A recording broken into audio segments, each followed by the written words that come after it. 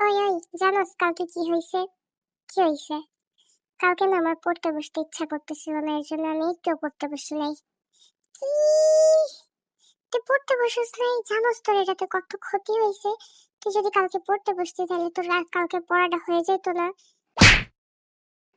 ভাই, কালকের পড়া আমি পরশু দিনই করে রাখছি, তো আমার কালকের পড়া আবার কালকে করার দরকার ছিল না। তো তুই যদি কালকে পড়তে বসতি তাহলে তো তোর আজকের পড়াও হয়ে যেত, আর তোর সিলেবাসও আগায় থাকতো। লাভ কি আমার সিলেবাস আগায় থাইকা? পরে তো আমি ভুলাই যাব।